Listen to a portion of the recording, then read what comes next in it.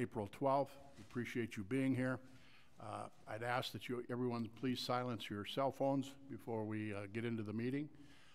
Also, Commissioner Jurdevig and Commissioner George are not available this evening. They're both traveling on business. So with that, would you please join me in a pledge to the flag? I pledge allegiance to the flag of the United States of America and to the republic for which it stands, one nation, under God, indivisible, with liberty and justice for all.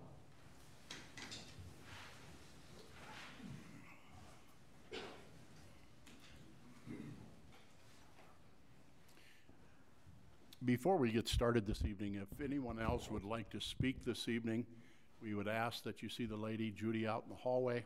She's compiling the list.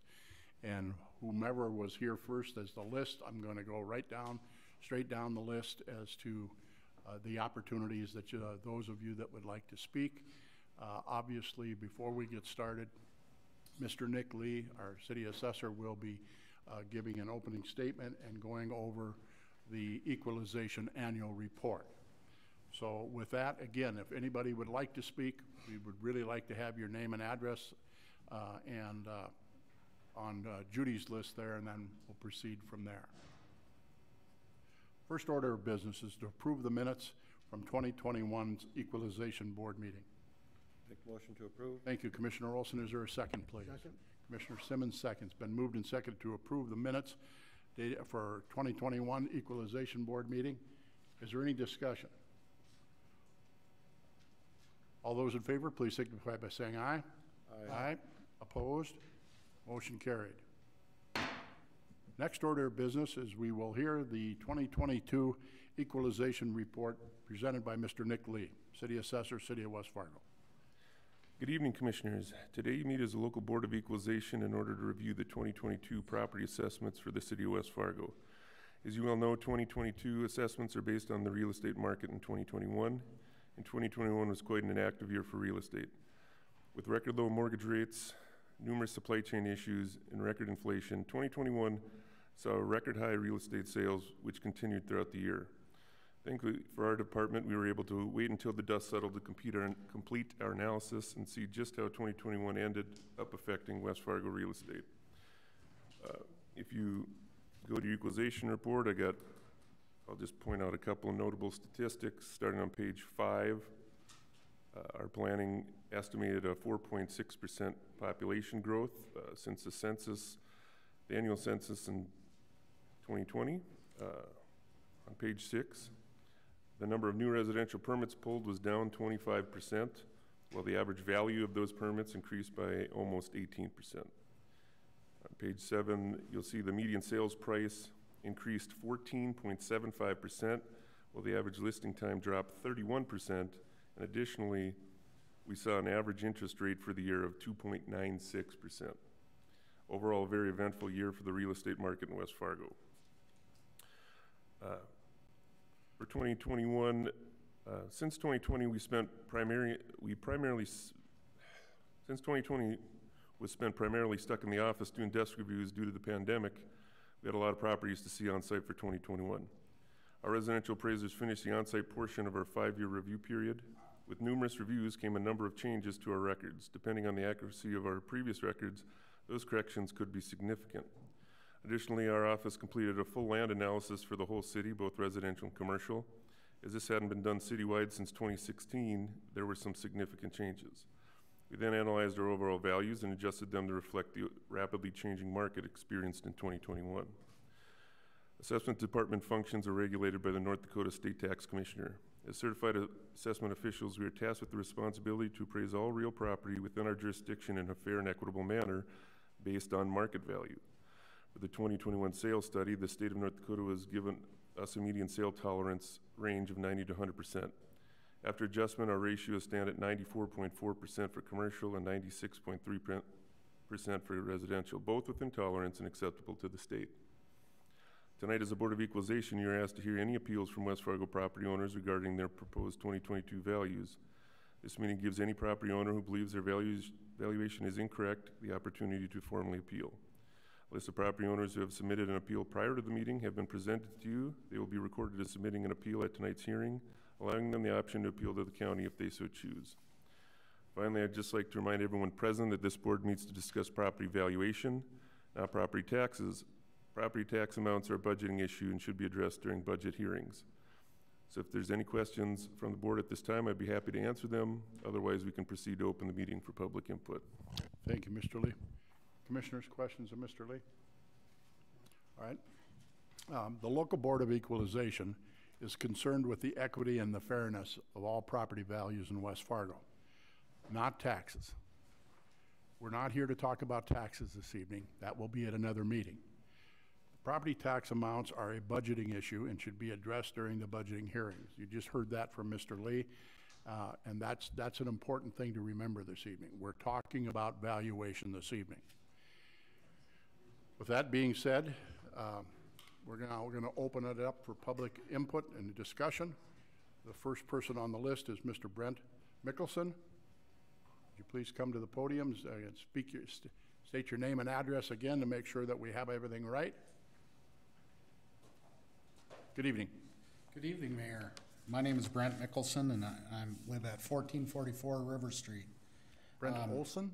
Brent Mickelson. Mickelson, that's what I... And I'm at the wrong meeting because I'm more concerned with the taxes in the mill levies, not so much the valuation. Okay. So Thank you. Thank you, sir. Appreciate when that meeting, if we know when that meeting's going to be.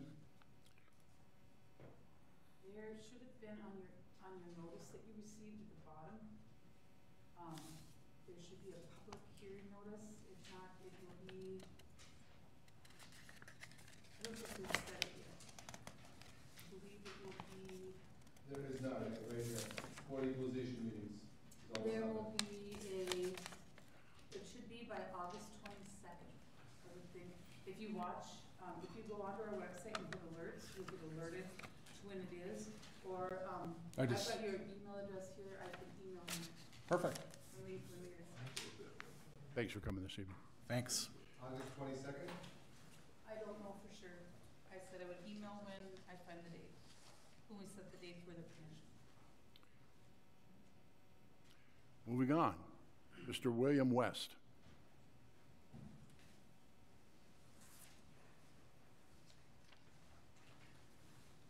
Good evening, sir. Hi, I'm William West. I live at 1430 Cheyenne, and like Mr. Mickelson, I am out of business because I'm more concerned about the taxes as well. So I'll be interested in when that meeting takes place. Because good evening. Well, would you like me to email you as well? Pardon? Would you like me to email you as well? Please do. Okay. thank you, Mr. West. Mr. Bruce Selvison. I'm good.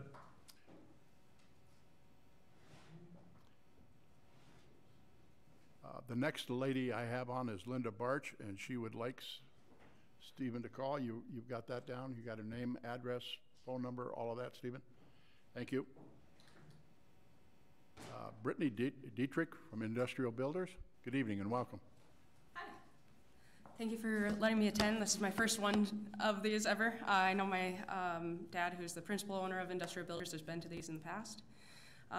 Here to appeal on our property values. We've had some correspondence with Nick as well, but our aggregate property value increased 45.2% from last year to this year. I don't know if you're familiar with the parcel that Industrial Builders is on, or actually the 9 parcels that Industrial Builders is on, but we do not receive any city utilities or water, sewer, anything like that. We were previously in unincorporated West Fargo, or in Cass County, and so since we've become incorporated by the city of West Fargo, our property values have skyrocketed. I understand the market has changed as well, but the cost of doing business as a result of being part of a city of West Fargo has increased $260,000 per year just on property taxes and sales tax. So with this increase, I anticipate that it will go up to $310,000 more than when we used to be part of the city or Cass County, rural Cass County. It's just not really, it's not a sustainable increase, and I don't know that we're seeing the increase in value, so I wanted the opportunity to appeal that. What is the address? I'm sorry, Mayor, I didn't catch the address. 808 Dolores Drive is her home address, I would assume. Yeah, no, it's 1307 County Road 17 North 807, okay. in West Fargo. 12th Avenue. So it's 9 different parcels. Yeah. Okay, I'm just punching it into my computer too, so I can. 7 parcels, about how many acres?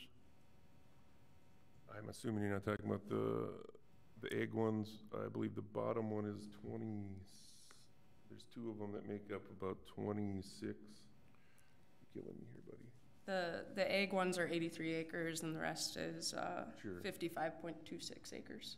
Yep, that sounds right.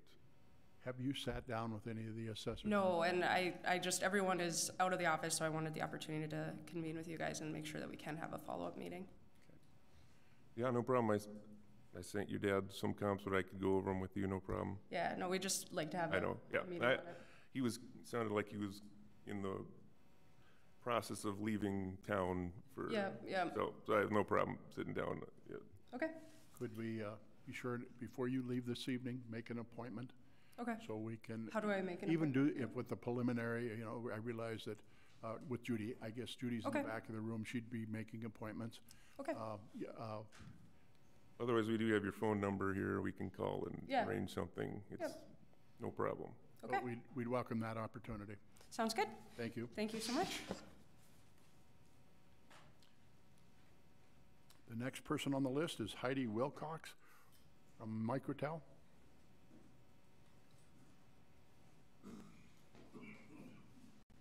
Good evening, welcome. Good evening, Mayor. We'd like to at least formally discuss at some point, I know we hadn't brought to the attention before, but the Microtel Inn and Suites has been, of course, in the vicinity since 2016, 2015. We would like to have a review of the property value, knowing what's happened through the course of COVID, and take a look at further review. I can do the same and give you a call and we can arrange something, no problem. Thank you, Ms. Wilcox. Again, Judy is at the very back of the room there, and she's helping schedule these things, so we'd welcome that opportunity. Next person on the list is Jim Entelman. Mr. Jim Entelman, Harley Davidson. Good evening, welcome. Thank you.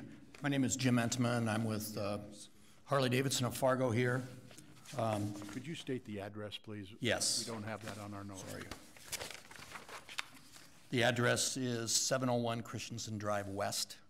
And I did have an opportunity to talk with Shane yesterday, and we've started the appeal process, so he's aware of it. I'd like to thank him and thank you for the opportunity. I look forward to completing our discussion. Thank you. Very good, sir, thank you. And we're delighted that Harley Davidson is in our community. Next gentleman is Wayne Westfall.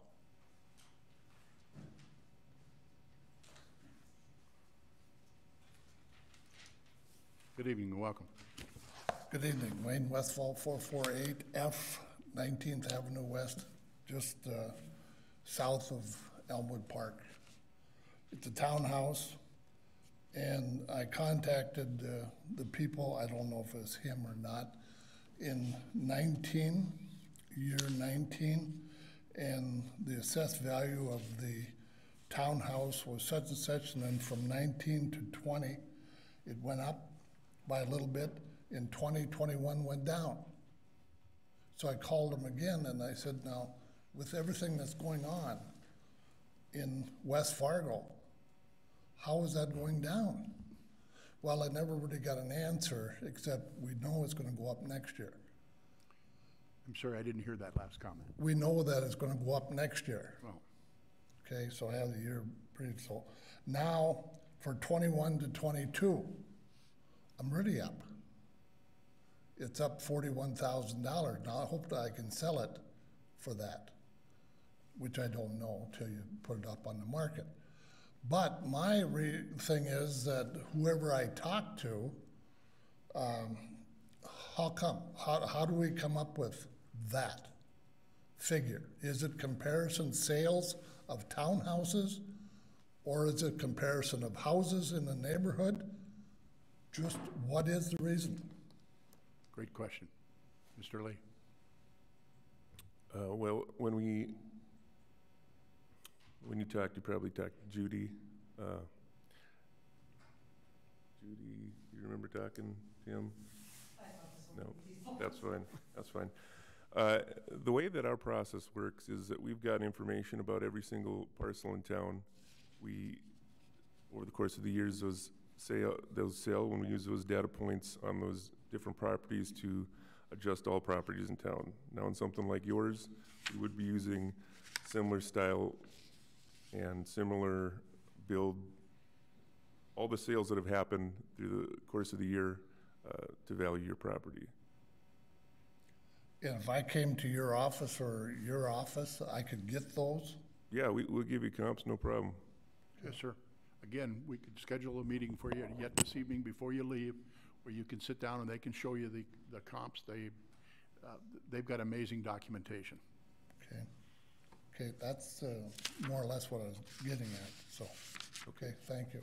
And by the way, the people that came and looked at the place, they did a wonderful one-on-one. Great. The people were great, so, Pleased to hear that. thank you. But please schedule a meeting before you leave this evening. We want to make sure that we're taking good care of you folks. Next gentleman on the list is Mr. Steve Marquardt.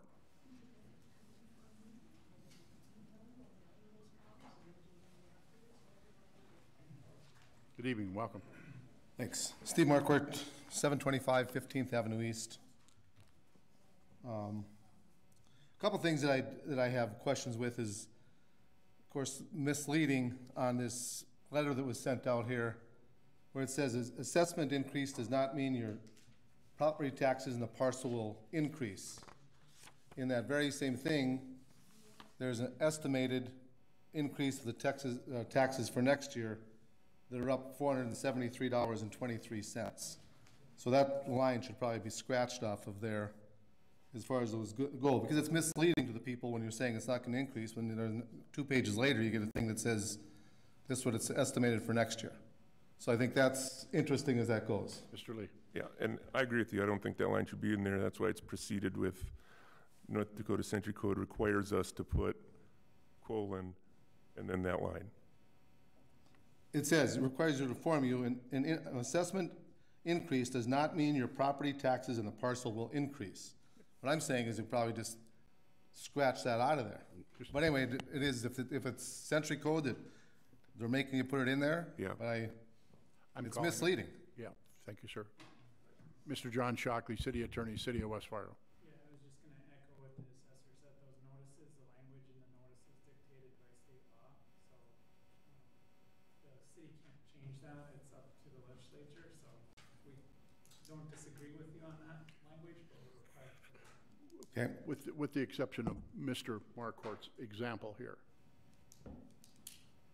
When the valuation goes up, that does not necessarily mean the taxes are going to go up. Correct? The valuation is just one part of the calculation, so it all depends on the money needed at budget time. Well, yes and no, but the very same thing goes. When the value of my property goes up, there's a mill levy. So that mill levy gets the money that goes with it. Okay, unless you drop the mill levy, which I haven't seen fall in a very long time, and I've lived here since 1998. I don't think the mill levy's ever gone down year to year. Maybe, I don't know. I don't always look at it, but that's a different thing there. I'll jump in there. With all due respect, We've Mr. gone down many times, Mr. Marquardt, over the years.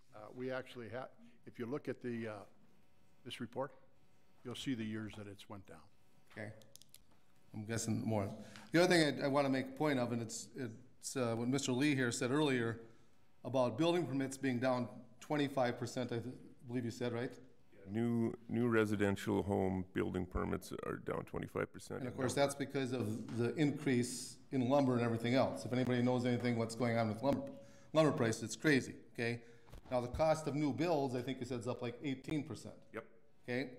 That's, of course, the price there, and if that's driving the houses, the problem is that I'm in this situation because of my job with insurance, okay? And it's a reconstruction house, a cost, the money that goes with it. So, with that being said, just because we build, if your house burns down tonight, heaven forbid it doesn't happen, but we have to rebuild it, and rebuild the same square footage, yeah, it's gonna cost more to rebuild it, but the house isn't gonna be, so to speak, that much different than the house you have now, bottom line. So there's some things that are putting those things together as far as they go. The next thing that I'm really concerned about is how this magic formula that we have, how they put together the value of a lot. And I think that the land that's there, okay? Everyone benefits from police, fire, garbage, snow removal, so there's things there. And I have examples in here where there are homes that have, you know, and this has been ongoing since before that, but in 2016 is a big part in Charleswood. I live at 725 15th Avenue, Charleswood. There was a house that was sold, and I have it right here on the corner of 17th Avenue and 8th Street, I think it was. And that lot sold for $88,500. At that time, I questioned, because they increased my property, 686 17th Avenue. And because that house sold, or that lot sold for $88,500, all of a sudden they jacked everybody's prices on lots. So, I understand it's $88,500, but what was the square footage of that lot? About 11,963. Okay. Okay? Because of that, it jumped everything else, but in 2016, when that house or that lot sold for $88,500, if you look what's there, the land value was $42,700. So I'm not picking on the people that live there. I'm just trying to use an example. Understand. Okay? Then the next year, that lot went to $61,000. And in 2022, now it's up to $74,100. If that's what drove everybody else's lots up, that value should have stayed at least $88,500 and continued to grow. Thank you, Mr. Markert. Mr. Lee, would you like to respond to that? Right. One sale, we don't do much with one sale. You know, that just happened to be a timing thing. You know, when you get a neighborhood like your own where you don't have any lot sales for many years, it's more about keeping the land rates going up because it's part of our model. And we model every property, and we go and we look at the new builds, and we find out what the land's selling for and what the building's selling for and what percentage it is. And then we go into neighborhoods and find the median value of the houses that are selling in there.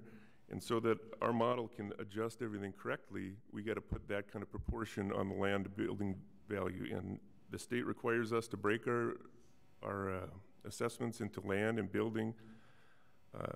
So that's what we do, but we're really here to discuss the overall valuation because that's what the model's driving at. That's exactly what I'm looking at, because if you go in other areas, and I have examples of that, where you have lots that still have 80 feet, 82 feet, I have an 82-foot lot, but they're not valued the same throughout the city.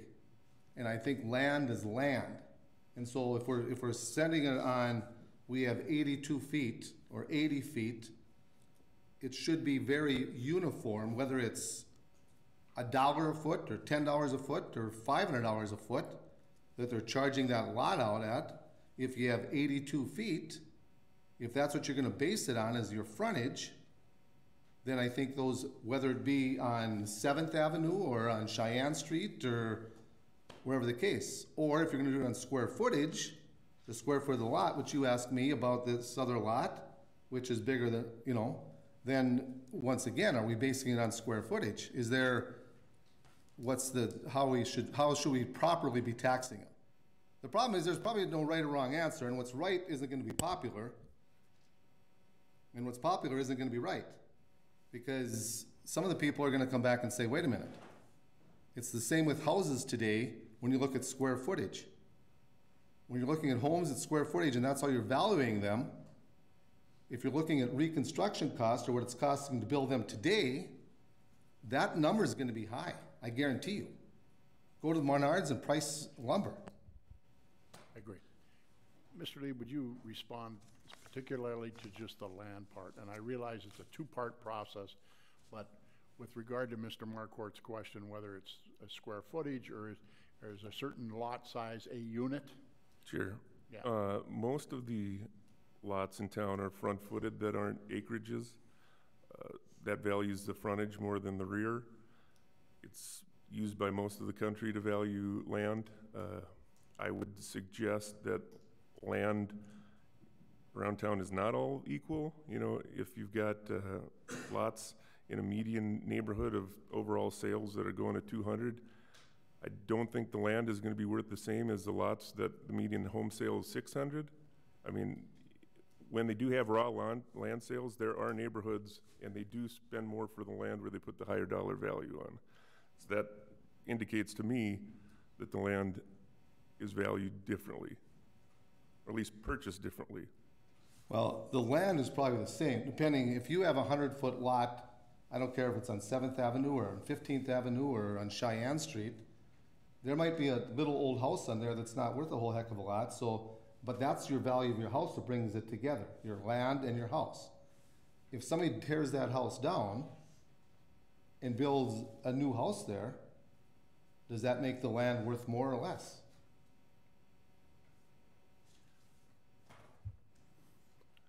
So you're saying, like, back here, one of these houses gets moved off, someone's gonna pay the same land for that square footage as they're paying down in Charleswood or behind Costco back there? I'm saying land should be land. The house is a whole different story. Right. No, I get that. The house is a whole different story. Because you can put I mean, you go down and look at Steve Shields' house just south on Cheyenne, the property he has. Right. Okay? I understand that, but his house isn't gonna fit on a 80-foot lot. Yep. So he's got, and the other part about that is if he has to rebuild it, if that's what you're basing it on, look at the crazy cost that he's gonna build that house. He's not putting, that's not a $200,000 house, I hate to tell you. And there's places like that around the entire town. So I'm just saying that we have to have some uniformity here to say, okay, what are we looking at here? Because if you have a 1,200 square foot house on 7th Avenue, or you have my house is 1276, or I don't even know exactly what it is, something like that, 1274, let me tell you. 1272, but if you have a 1272 square foot on 7th Avenue or on 15th Avenue, or the house should probably be the same price, because it's gonna, if you're gonna build a new house there, and they're gonna be the same houses, because you're gonna probably have the same number of, probably have 2 bathrooms, you're gonna probably have maybe a 3-stall garage, depending on your lot. The cost to build the house is gonna be the same price. Excuse me, Commissioner Simmons has a point. So I guess I just want to understand what you're saying. So you're saying on the land portion, did I hear you say that the land should be the price of the land regardless? I mean, one from one location to another? Yeah. So you're saying that if I go out to the lakes and buy lakeshore land? Wait, whoa, don't go there. You're talking Minnesota, and I can go there with you. So how about this? Say I go out into the wilds and I buy a lot out there, an acre lot, and then I come back downtown on 7th Avenue North. That's not going to be the same. Okay, you're talking an acre lot, and we're talking 80 foot of frontage. Okay, let's talk 10,000 square foot. I don't care what it is. Okay, 10,000 square foot lot. Point is this, is that lot's going to be more expensive out south than it is up north. Because that developer that put it in there went that route. I can tell you this, my lot, when I bought my lot in 1997, I bought my lot and had my house built. I paid $11,000 for my lot in 1997. Yes, everything's gone up in price. You're absolutely right. If I could sell my lot now for $68,000, okay, it'd be a big deal, but I can't, right? Because I got a house on it. Okay, so, but don't go to the land, don't tell me about the lake stuff, because that's a whole different deal. My whole point was this, is that it's market-driven, market value. So if I'm gonna buy property, and I want somewhere, say, to go to the wilds, for an example, you have a beautiful home, so I'm not gonna use your lot, because I can't really, but I will use right downtown. It's pretty, I mean, that's common sense where I'm gonna have to pay more money for that lot, regardless of the house that I put on it. I'm still gonna have to pay more for that lot. My lot sits on the river. Mine went up just like yours did, but I understand because I'm on a river lot and there's not very many left. So maybe that's a different scenario, but the point being is it's market-driven, market value. I understand, but going back to the same thing is what I'm saying is that you and the rest of us, if we all, well, most of these people probably live in West Fargo because they're here, okay, is that we all get the same services, okay? We got the fire, we got the police, you know, garbage, sewer, you know, right on the snowplow and same thing. So if we have 80 feet of frontage, and that's what we're basing it on, okay, then if it's 80 feet of frontage, then every 80-foot lot should be paying the same amount of money. You know, it might be a deeper lot. I don't know how you're gonna go there unless you go square footage. Okay, once again, you start doing that, you're gonna torque off a lot of people, I'll guarantee you. Now, mine's 125 feet deep, so it's not like I have a huge lot. But with that in mind, is what I'm trying to say, is it needs to be looked at. I think most people would agree with that.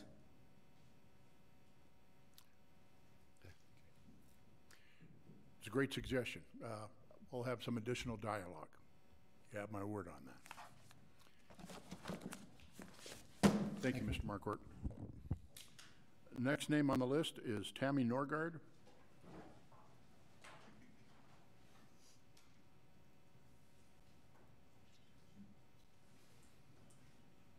Scared without paper, right? Good evening. Welcome. Thanks. So I'm just gonna give you, an objection letter that I put together.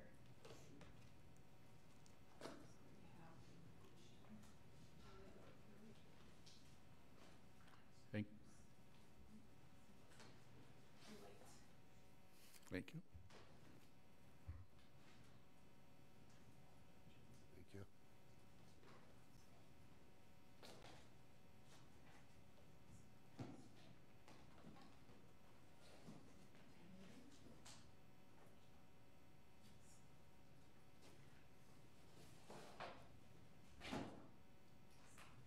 Okay, so I'm Tammy Norgard. I'm an attorney with the Vogel Law Firm in Fargo.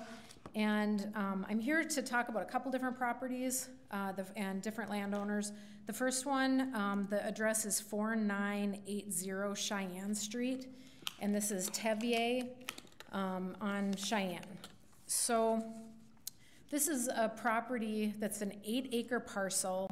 The house is 12,000 square feet, so it's a large house.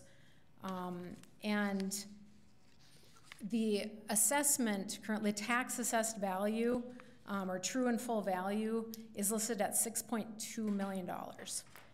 And I will tell you that in West Fargo, I think as far as I could see, the highest value that exists in West Fargo is around the $3 million, maybe to 3.3, or the highest sales that you've had in West Fargo. And you know, I understand that I've talked to Nick Lee a little bit about this. I've asked for what did the city use to come up for this with this value. And I understand you've got the mass appraisal process. I understand that you've got a model, you put some inputs in. And I think that, well, that might work for, because of course you're not gonna do an appraisal for every property in the city. However, when you have a house that's a little bit, it's different from the norm. When you're not looking at the half-acre lot with the 5,000 square foot house or the 2,200 square foot house. And so I'm not sure how this got calculated, but it just strikes me that there must be something wrong with either the inputs or the model such that it doesn't necessarily reflect accurate market value for this home. I think that there's probably, you know, one of the questions has been, well, what did it cost? How much did you put into it to build it? And I will just tell you that, I mean, I could build the Taj Mahal or the Berry Mansion right here in West Fargo, and that doesn't mean that the market is going, if I spend $30 million on a house, personally, the market value is not $30 million. And my point being, and this, I'm not talking about this house by any means, I'm just giving you a hypothetical, but that the market value that you can tax at, you can tax at a taxable value that is supported by the market.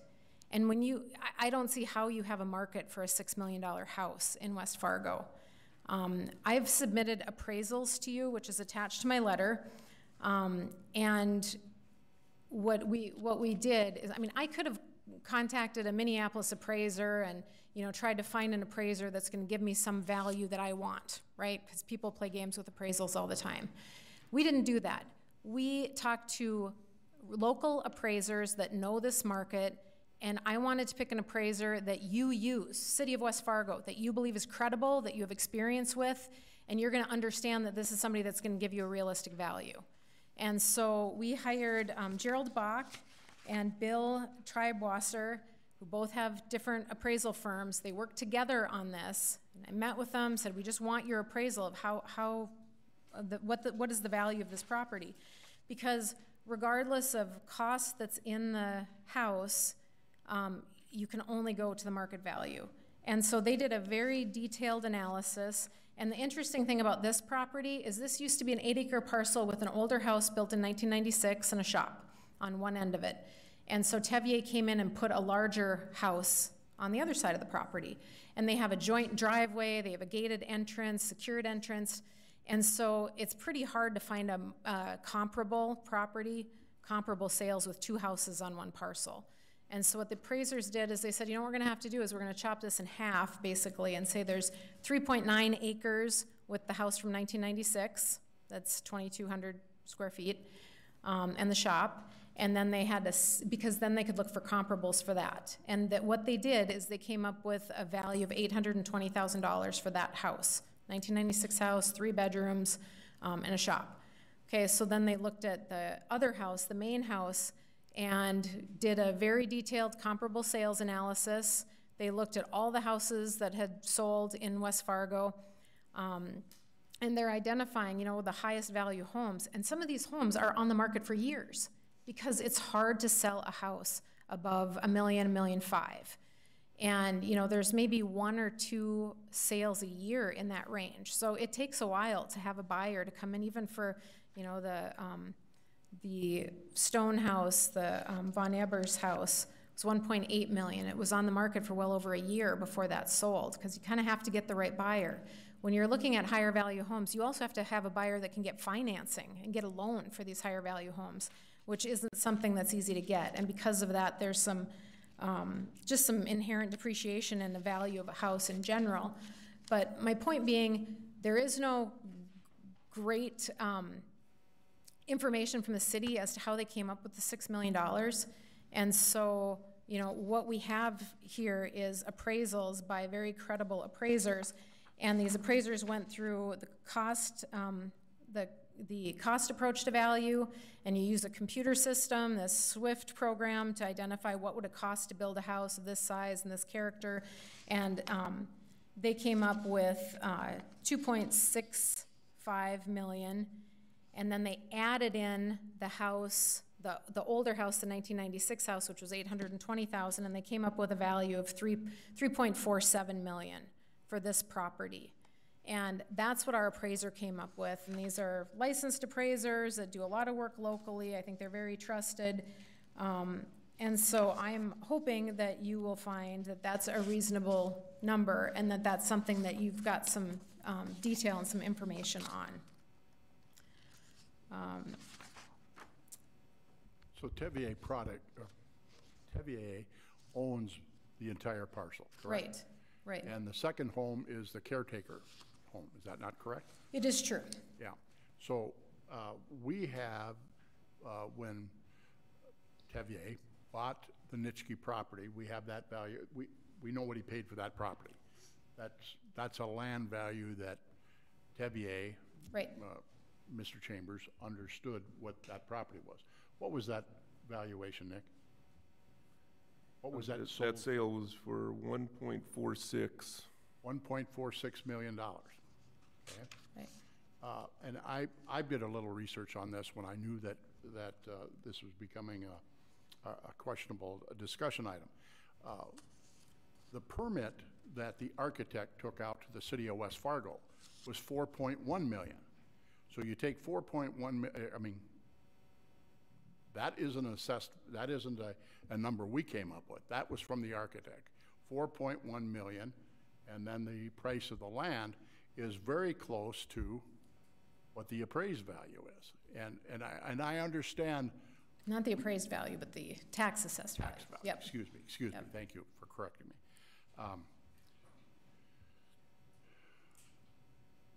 So, please, Nick.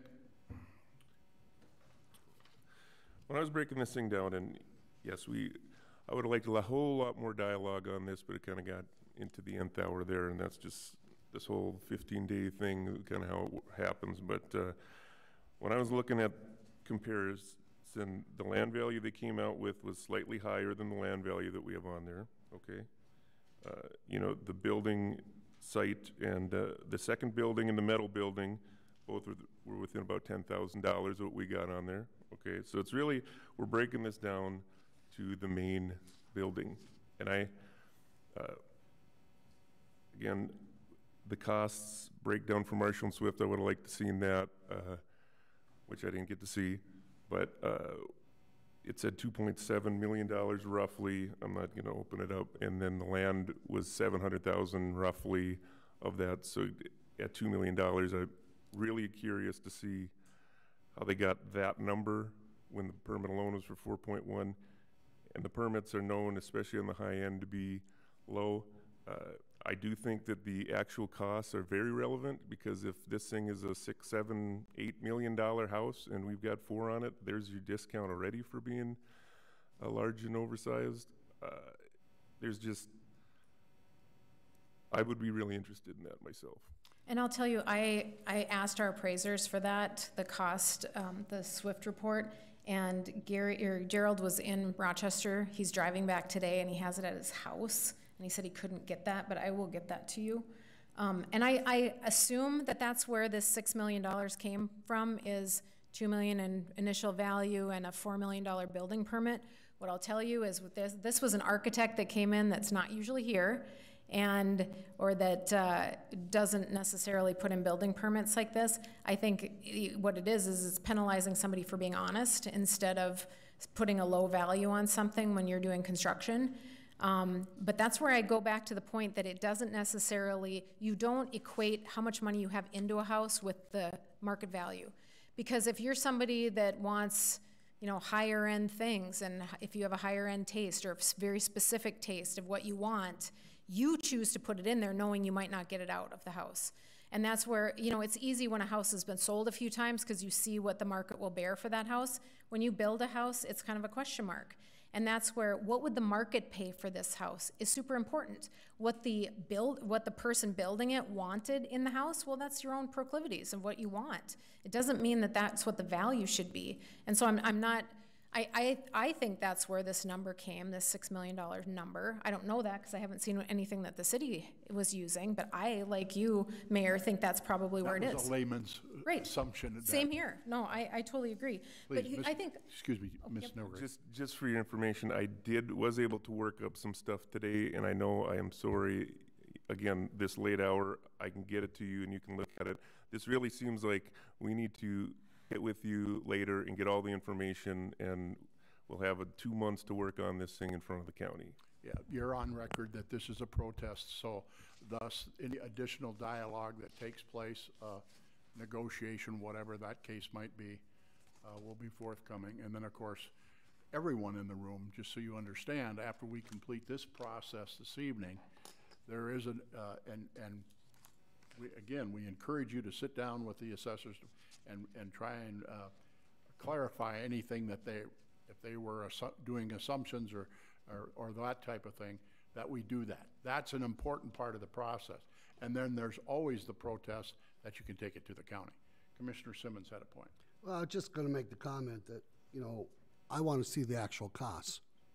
For some reason, I don't think you're going to show us those. I don't think we're going to get them. But that's fine. But just by looking at the permit, just the permits alone, and the land is $6.5 million, and you're coming in at 3.47. Now, you just mentioned how Mr. Chambers wants to have the finer things in life, and I'm totally for that. The man can do what he wants. He has the money to do it. But he also is smart enough to know that he's got to pay taxes, too, as well on that property. And when we're looking just at the permits, 4.1 million, you know there's more than 3.47 million into that whole land. And I guess my point would be understanding the process and the law that applies. And there, I cited some law in my letter that says you can't put a tax assessed value that is higher than the market value. You can't assess it on something that's higher than what the market will bear, regardless of what somebody invests in a property. That's what the law says. And so that's why I'm here. That's why I provided your appraisals, to show you what the market will bear based on a credible appraiser's value. And so I understand your point, but my other point where I started with if I want to build whatever I want to build, that's my decision. And I agree with you that, you know, you have to expect to pay taxes, but you have to pay taxes based on what you're legally required to pay taxes on. And just because you choose to invest more money in a property doesn't mean that you should be required to just pay more. You know, you still are locked in with the bounds of the law. I do have one Please, comment. Commissioner Olson. I did visit with Mr. Lee earlier today, and he pointed out just a couple of little things that raises the eyebrow, and it raised my eyebrow on what your appraisers did when they did their appraisal of the property. And on one of them, they used the same property twice, and gave us four appraisals, and 2 are the same. So it doesn't quite, you know, and then one is a sale from an LLC to the person who is a member of the LLC. So it's kind of not a fully, you know, that appraisal doesn't quite fit the mix to me as being truthful and honest. And not saying that there's anything wrong with it, it's just saying it doesn't look quite right. And I understand that. I think the appraiser, and we can bring the appraisers in too, but the appraiser would tell you, they were like doing a weighted value, how they weight things depending on how comparable they are. And this property at 2594 Rivers Bend is 13,000 square feet, so it's bigger than the Tevye property.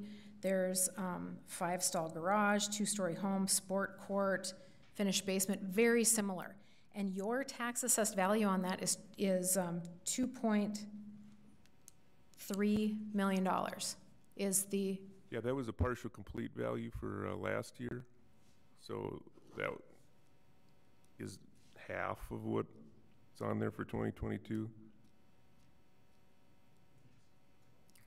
I just wanted to bring that up for the rest of the commission to take into consideration. Okay. Okay, so I'll come back on this after we've had more talk. I've talked to Nick Lee about this a few times. I've given some suggestions on how we could work through this. And I'm just, you know, wanting to provide input to the Board of Equalization. So the next properties that I'm here to talk about, there's 4 properties, very high level overview. And I will tell you, I don't have much information on any of these 4 properties because we just found out about this. And this is a company called Invertase, and it's the same ownership as Tevye. And the properties, these 4 properties are directly south of the Tevye house. Some are like a house with some acreage, another house with more acreage, some is just vacant land. And so the concern that I have about these is these 4 properties in 2021 were valued at $1.2 million in the aggregate for all 4, $1.2 million.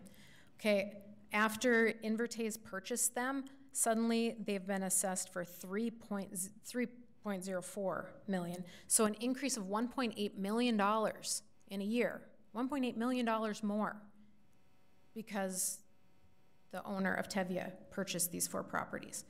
And what I will tell you about these is, and then my next property that I'll talk about, we'll hear more about, but then the city has said that because of these sales, then they're increasing the values of other properties in the area. And the problem with doing that is, as we just discussed, you can tax, you use a value that's a market value.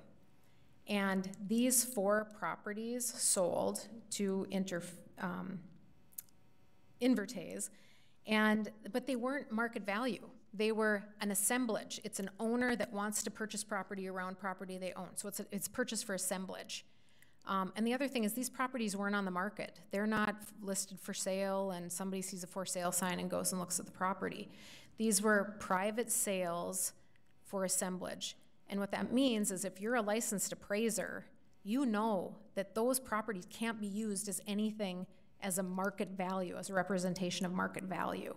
Because they're not open, willing buyer, willing seller, who's, you know, if it's a willing seller, willing buyer, then you know what the sale was, but that's not this at all. There's different motivations for the purchase, so you can't use those values as creating the market. And so what's happened here is because of these 4 properties and the new assessment going up $1.8 million over these 4 properties, so suddenly they're at $3 million a property, you've created a new market that's highly escalated, and it's affecting all the properties around there, which isn't fair. And so I have a letter that I will give you on that too, for an objection. So obviously the assessor's office keeps track of sales. They track those sales of properties. And, the properties that you're speaking of, again, I understand that, but we don't know whether he's going to use this for future development. If I did a rough calculation and they paid $200,000 an acre, so that is on record, for what this property was market value to that gentleman. It's not market value, though. You know what I mean? Market value is willing buyer, willing seller. If he's going to turn it into a large development, Ms. Nargard, it absolutely could be market value for what he's paying for. We don't know what he's going to put on the land. So here's what I'll give you an observation. You're supposed to have equitable taxation, right? Similarly situated parties should be taxed the same. Okay, one of these parcels was purchased from a developer who owns a big tract. Okay, so the portion that Invertase purchased is now valued at $4.30 a square foot, and the portion that's right across the property line that's part of this is 3 cents a square foot. That is not equitable taxation. That is a dramatic.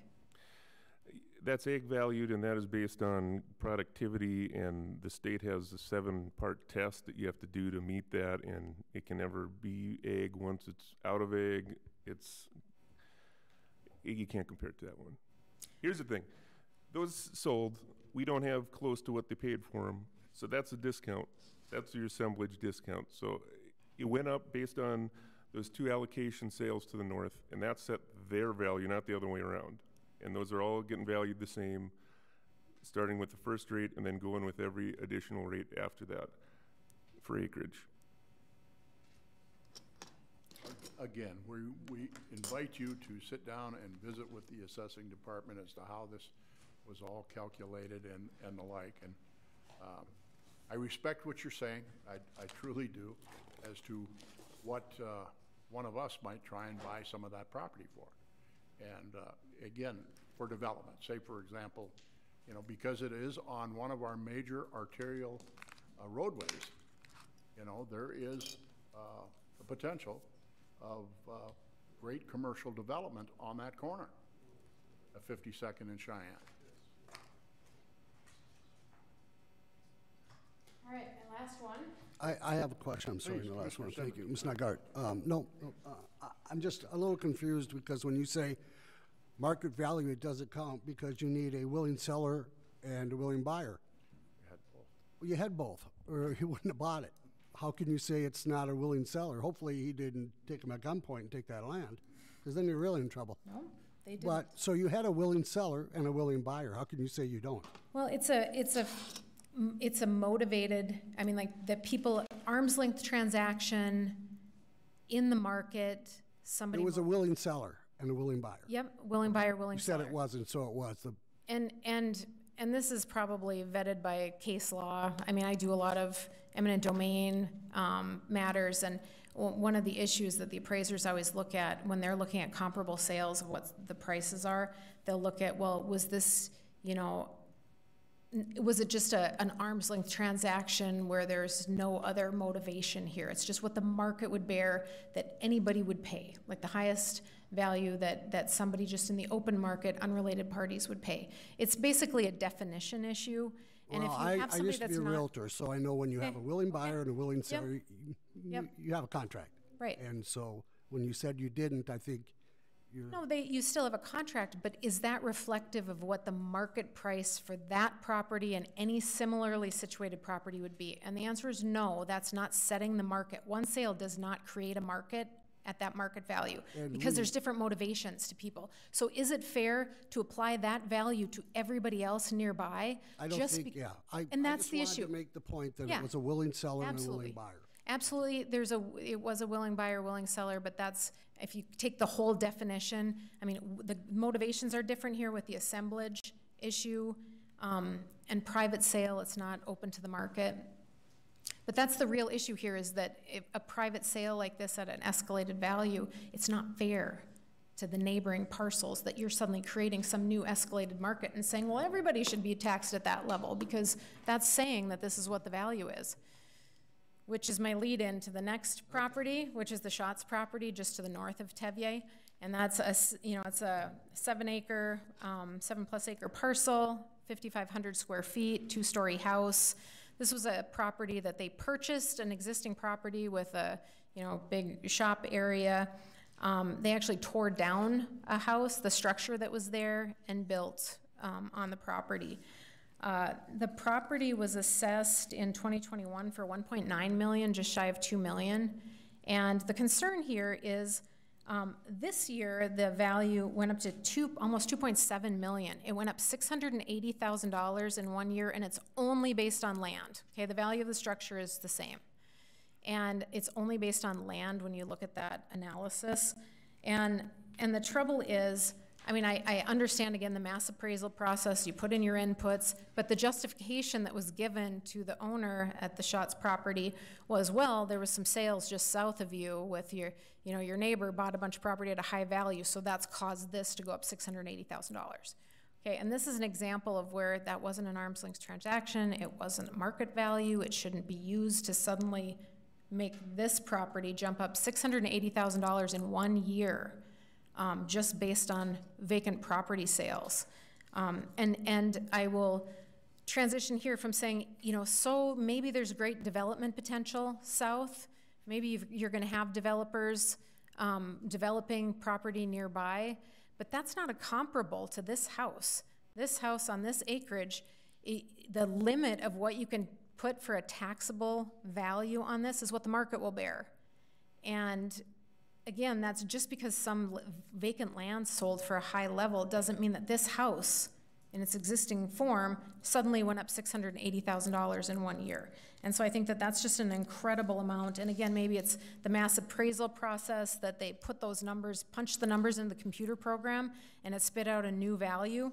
I think that there's something wrong with the computer program if that's how it ends up spitting that out. And I've already talked about the assemblage issues. So in this case, we have an appraisal that was obtained for financing, and I've submitted that in addition to the letter, and this value is $2.1 million. And so it was valued last year at 1.9, now we're at 2.1.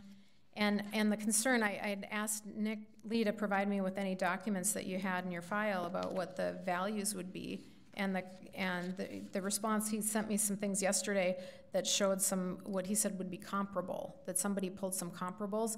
But you know how there's adjustments, if you're in real estate, looked at real estate, when you try to adjust the comparables to make them similar to the subject. I mean, some of these comparables are being adjusted by $1.4 million to adjust it to even make it look like it's a comparable. And so I don't think those are comparable at all. And so the other concern is, I heard the comments that some of these values have gone up 15%, and while 15% on a $200,000 house might be, $30,000, but if you're looking at a $2 million house, that's $300,000. Well, look what we're dealing with here. We're dealing with $680,000 of increase. And so that's far in excess of that, 15% that has been presented to you saying generally, maybe if land values increase 15%, I just think that doesn't support this incredible increase in the land value here.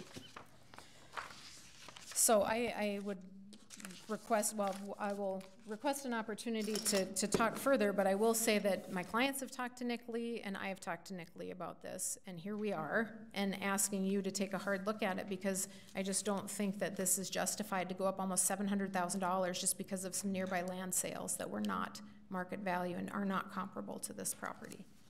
Any questions? Mr. Lee? Yeah, that on the last one we're talking about, that one itself sold for $1.4 million. They tore down the house, leaving a couple $100,000 worth of metal buildings. So the allocation on that is over $1 million you paid for land. So when those kind of things happen, it takes us a few years to get a few sales to to make sales adjustments for land. Like I said, the last time we did this overall for the city, everyone got land adjusted, was 2016. We've had that sale. We had the allocation sale of the Tevier property. That other one wasn't even in our analysis because it happened so late in the year, but you can believe me or not on that. But that kind of set the market for that area. You know, they both sold 7, 8 acres on Cheyenne. Who's got that kind of thing for a residential lot? They both sell. They both say it's $1 million. You set the market at $1 million, not us. We just follow the market. Any questions? Anything additional questions, Ms. Norgard? Thank you kindly. Thank you. Moving on. The next person is Mike Sveleson. I'm sorry. No, you can go on that next.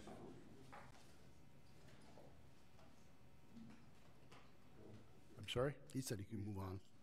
All right, thank you, sir. Mr. Doug Johnson. Hello. Good evening, welcome. 2 properties. They're both in Oakwood Bend in West Fargo. One is residential, that's 130 West Beaton Drive, and the other one's commercial, 158 West Beaton Drive. And valuation on the residential went up 21.7%, and then the commercial was about just under 12. And in that development, the street is privately owned and maintained.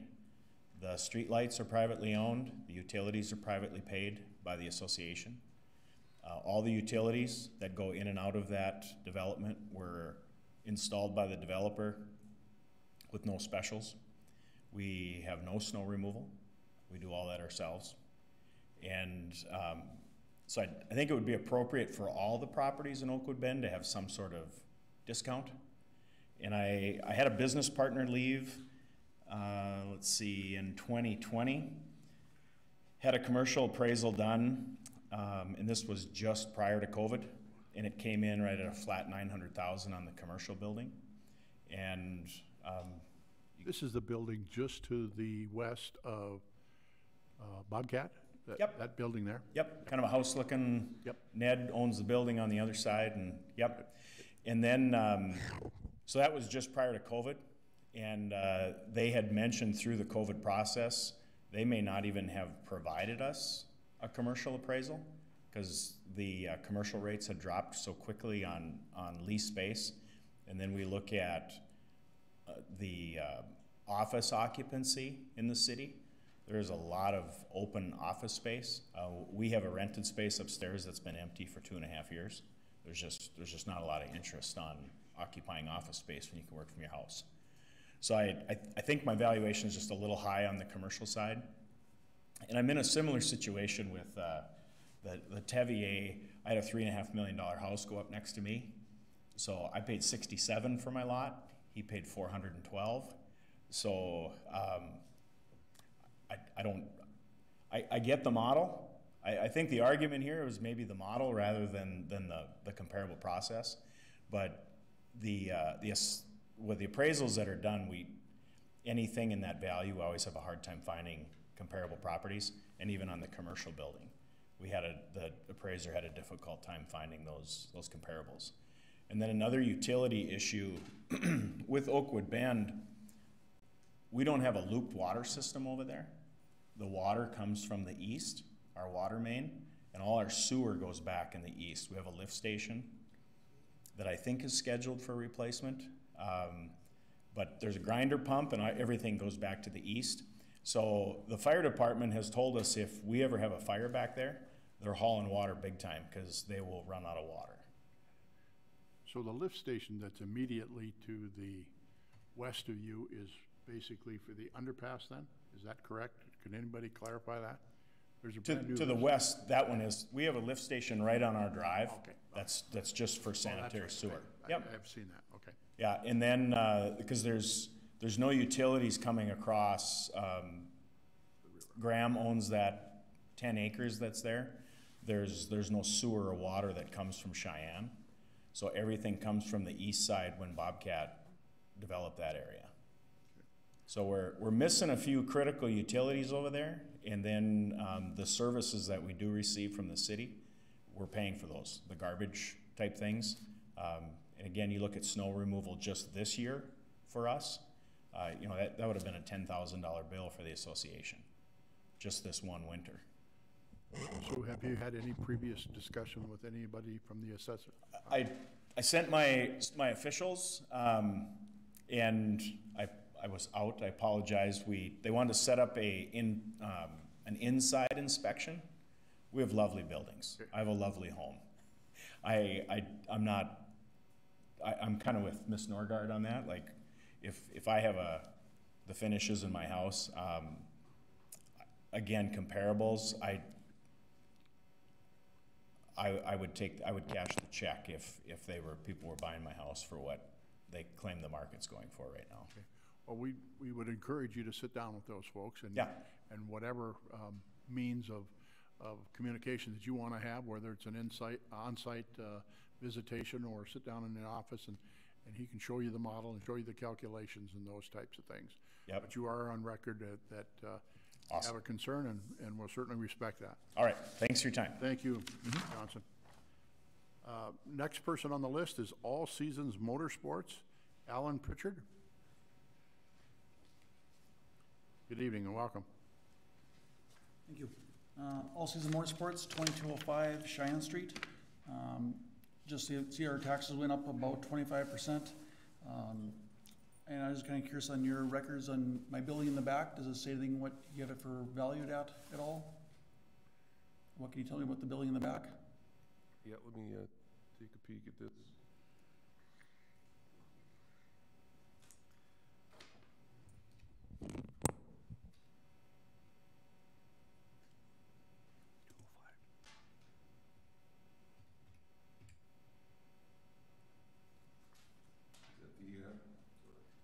At the approximate 5,000 square foot metal building. Yep. $80,500. Okay, and does it say anything else about it? Looks like it's a stripped down warehouse. Yep, basically in 2016 I was here and they came in and I asked why is it so high in value, and so we got a building out back for cold storage. Well, and they said it was insulated, heated. There's the only reason there's power in there is because we have emergency exit signs because it's code. It just seems like the value of everything is so high that you're going to get it. Basically, if you go to sell it, you're going to be barely, like the other people, you're going to be barely selling it for what you have it taxed at. And I always thought that, you know, a person normally has a value of just a little under what it's actually appraised at. I bought a property out of Mapleton this winter here, 15 acres, valued at $1.5 million. We paid $500,000 for it. It just seemed like you got a so high property tax that it's going to sell for basically what you have it valued at. And maybe that's the way you're planning. I always thought you're always supposed to be a little under, at least till it gets caught up. But last time we were here in 2016, we invited you guys to come out and, oh, it's not insulated, it's not heated, there's no concrete on the floor. And it just seems like when it went up this year this much, I'm like, are they just doing the same thing? They're not. I'm actually inviting you to come over there and look at it. And the last time I did, they're like, oh yeah, it's not insulated, it's not concreted. And I just think that sometimes you just kind of guess that it is. And I know everybody doesn't want you to come to their house and everybody doesn't want you to go to business, but I guess I'm inviting you to come to our store. Sounds good. We'll arrange something. I will tell you that primarily the increase on that was land and the sales that have been in that area, but we can discuss that, no problem. Okay, thank you. Thank you, sir. Next person on the list is Richard Sartwell.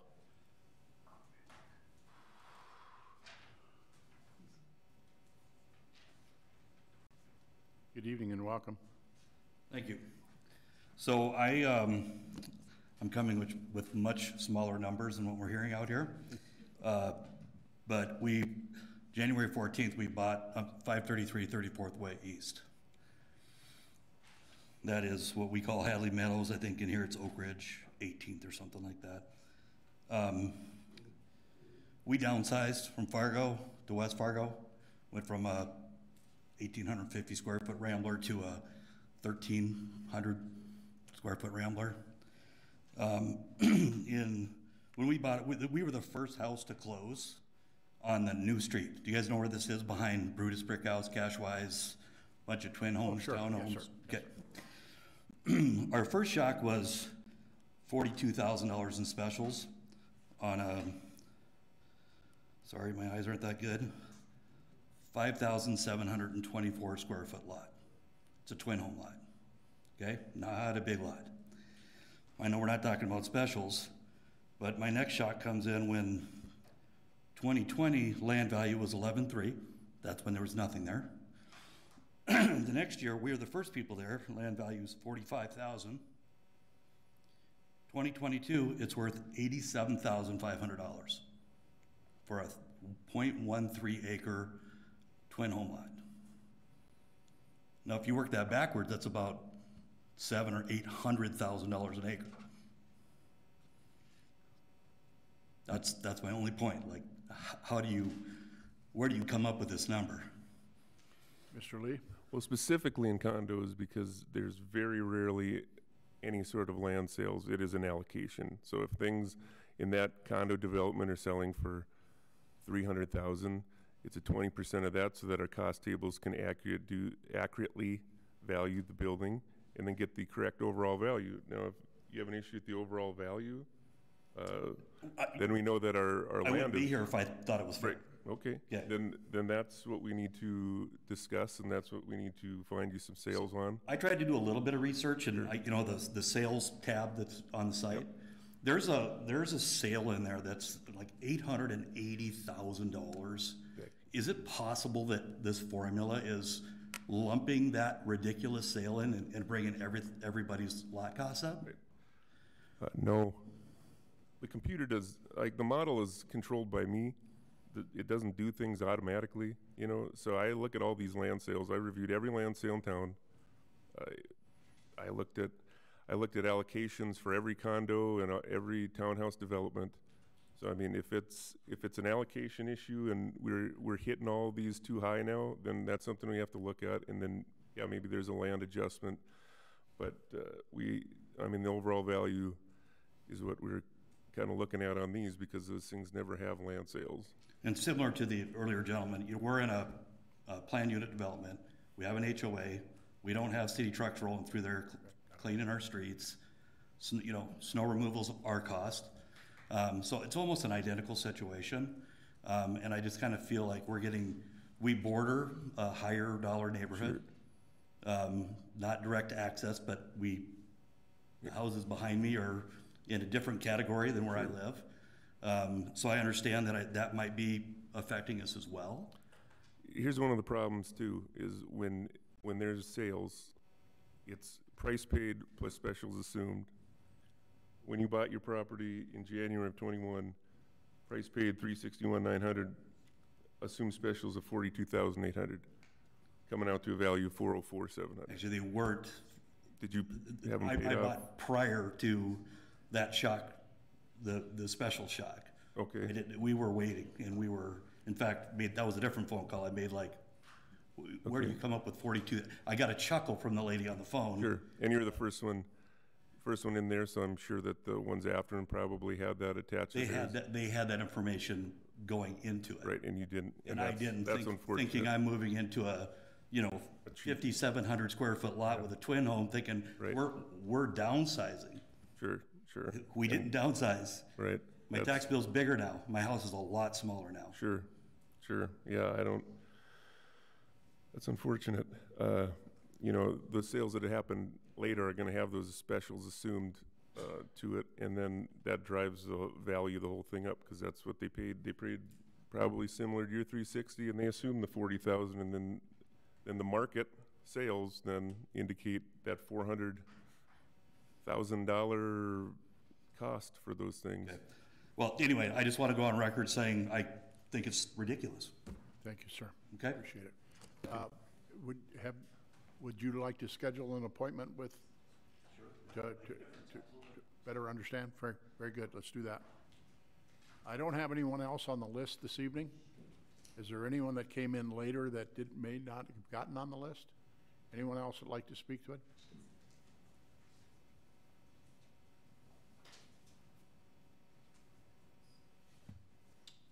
All right, seeing none.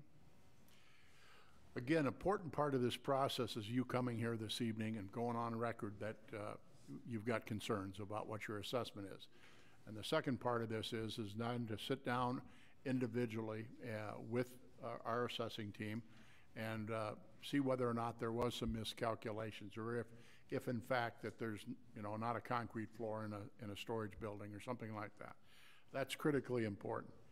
The other part of this is as you go through that process, then there is an additional process, and that is a process of protesting at the county. So again, if you have any concerns or trouble scheduling with these folks, and I know all of our assessors, I would be surprised by that, but please reach out to one of us as a commissioners, as your equalization board, and we will certainly do everything we can to facilitate those meetings and or on-site inspections if that's what you prefer. So with that, is there anyone else that would like to speak that has not spoken this evening? I declare this equalization board adjourned. No, we have to vote. Oh, excuse me. Yep, we're not adjourned. Not adjourned yet. The public hearing part is. Yeah, okay. We have a motion. So I will make a motion that we move the names forward, but I want to make a comment before I do that, that everybody, for your own best interest, if you're going to meet with Nick and discuss it, keep your name on that list to move it forward, so if there's something that doesn't work out, your name isn't taken off, and then you can always take it off. So my motion would be to approve the values as submitted by the city assessor on the properties that were not appealed, with authorization to review the properties on the appeal sheet, with the resulting values sent to the county. Thank you. Is there a second, please? Second. Commissioner Olson seconds. It's been moved and seconded to approve the values as presented by the assessing department, with the exception of those that have been protested this evening. Is there any further discussion? Hearing none, all those in favor, please signify by saying aye. Aye. Aye. Opposed? Motion carried. I now declare this meeting adjourned. My apologies.